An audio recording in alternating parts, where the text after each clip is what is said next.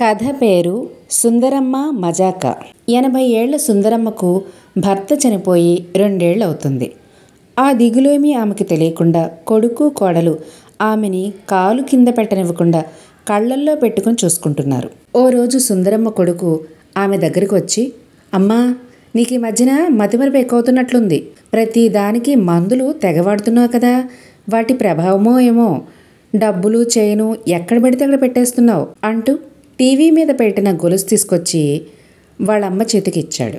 అయ్యో, నామతి బండ అక్కడ పెట్టేశానా అని తనను తాను తిట్టుకుంటూ గొలుసు తీసుకుంది సుందరమ్మ. అదిగో అప్పటినుంచి ఆవిడ బయటకు వెళ్ళి వచ్చిన వెంటనే గొలుసు డబ్బులు ఎక్కడ పెడితే అక్కడ పెట్టకుండా వాటిని జాగ్రత్తగా ఓ డబ్బాలో వేసి ఆ డబ్బాని తన మంచం పక్కన ఉన్న కిటికీలో పెట్టడం అలవాటు చేసుకుంది సుందరమ్మ. ఒకరోజు ఉదయం పక్కింట్లో మెచ్చీర్ ఫంక్షన్కి వెళ్ళి వచ్చి గొలుసు డబ్బులు ఎప్పట్లాగే ఆ డబ్బాలో వేసింది. మళ్ళీ మధ్యాహ్నం పక్కింటికి భోజనానికి వెళ్దామని చైన్ కోసం కిటికీలో చూసింది. కానీ అక్కడ డబ్బా కనపడకపోయేసరికి ఒక్కసారిగా కంగారు పడిపోతూ ఆ గది అంతా వెతుకుతూ ఉంది. అది చూసిన కొడుకు, ఏం వెతుకుతున్నావు అని అడిగాడు. నా డబ్బా కనపడడం లేదు అని దిగులుగా చెప్పేసరికి కొడుకు కోడలు కూడా వెతకడం మొదలుపెట్టారు.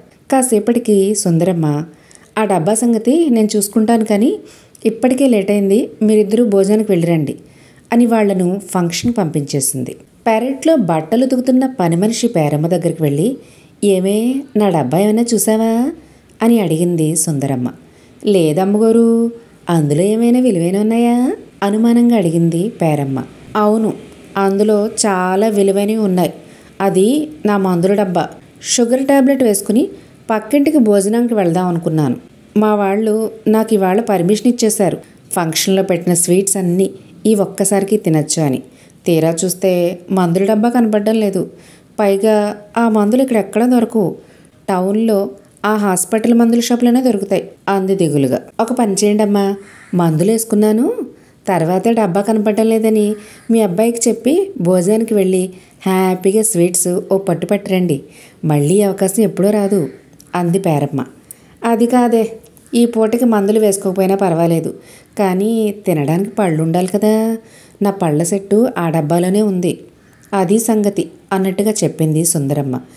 పళ్ళ సెట్టు మందులేనా, ఇంకేమీ లేవా అందులో ఆరా తీస్తున్నట్టుగా అడిగింది పేరమ్మ. ఓ గొలుసు, 150 రూపాయల డబ్బులు ఉన్నాయి. వెధవ గొలుసు డబ్బులు పోయినా పర్వాలేదు, మందులు పళ్ళ చెట్టు లేకపోతే ముద్ద దిగదు. ఇప్పుడు ఎలాగే అంది సుందరమ్మ బాధగా. గొలుసు అంటే ఎన్ని తులాలుంటాయండి అడిగింది పేరమ్మ. తులాలా పాడా, అది ఒట్టి గిల్టు గొలుసు. ఈ దోపిడీ కాలంలో ముసలి వాళ్ళకి బంగారం గొలుసు వేసేదెవరు? ఎవరో పిల్లలు ఆడుకోవడానికి పట్టుకుపోయి ఉంటారు నా డబ్బాని, కాస్త వెతికి పెట్టవే. ఊరికే కాదులే, ఒక 500 ఇస్తా నీకు అనగానే ఉతుకుతున్న బట్టల్ని వదిలేసి వెతకడానికి వెళ్ళిపోయింది పేరమ్మ. కొడుకు కోడలు భోజనం చేసి వచ్చేసరికి మెడలో గొలుసు, చేతిలో మందుల డబ్బా, నోట్లో పళ్ళ సెట్టుతో నిండుగా నవ్వుతూ కనపడింది సుందరమ్మ. ఎక్కడ దొరికిందమ్మా నీకు డబ్బా అని మెరుస్తున్న కళ్ళతో ఆనందంగా అడిగాడు కొడుకు.